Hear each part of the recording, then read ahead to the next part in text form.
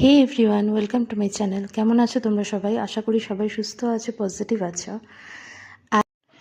আজ আমি আবারও একটা নতুন রেসিপি নিয়ে তোমাদের কাছে হাজির হলাম।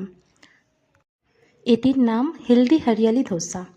তো দেখো, আমি প্রথমে এই ধোসাটা বানাবার জন্য প্রথমে আমি যেই চাটনিটা বানাবো সেই চাটনিটার উপকরণগুলো আমি যা যা নিয়েছি সেটা হলো কিছুটা ছোলার ডাল, নারকোল, কাঁচা লঙ্কা, আদা আর ধনেপাতা।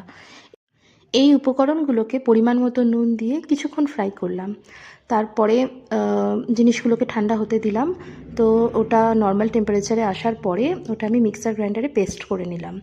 দিয়ে তারপরে তাওয়ার মধ্যে কিছুটা তেল দিয়ে ওর মধ্যে উড়দ ডাল, মানে হচ্ছে যেটাকে আমরা বলি বিউলির ডাল, শুকনো লঙ্কা, সর্ষে ফোড়ন দিয়ে সেটাকে ছোঁক দিয়ে দিলাম, মানে যেটাকে তড়কা লাগায় আর কি। তড়কা দিয়ে চাটনিটা কমপ্লিট করলাম।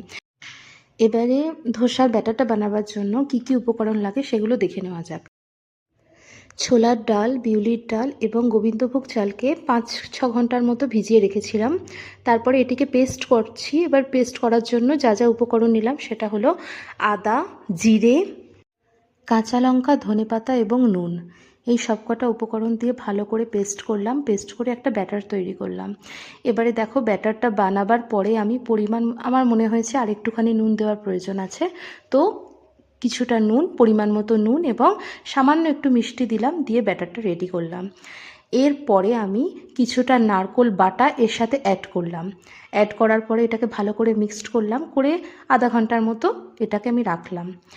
রাখার পরে আমি এবারে তাওয়াতে কিছুটা পরিমাণ মতো অল্প সামান্য মাত্র তেল দিলাম। তেল দিয়ে ওর মধ্যে 2 হাতা ব্যাটার দিয়ে রাউন্ড রাউন্ড করে ধোসাটা বানিয়ে নিলাম।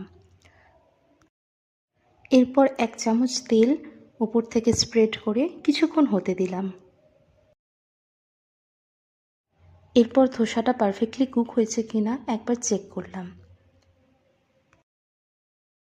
চেক করে দেখলাম ধোসাটা পারফেক্টলি কুকড হয়ে গেছে। এই রকম করে একটা একটা একটা একটা করে প্রত্যেক কটা ধোসা কমপ্লিট করলাম। আমার হাজব্যান্ডকে যখন আমি এটা খেতে দিলাম তো ও জিনিসটা খেয়ে তার এতটাই ভালো লেগেছে, বলে উঠলো ওয়াও। যাই হোক, তোমরাও একবার জাস্ট ট্রাই করে দেখো, আশা করি ভালো লাগবে। আর যদি এই ভিডিওটা তোমাদের ভালো লেগে থাকে তাহলে প্লিজ একটা কমেন্ট করো, লাইক করো, শেয়ার করো, সাবস্ক্রাইব করে অল বাটনটা ক্লিক করে সব সময় আমার সাথে থেকো। তোমরা সাথে থাকলে আমি প্রচণ্ড মোটিভেট হতে পারি। তোমরাও সুস্থ থেকো, ভালো থেকো। Thank you so much.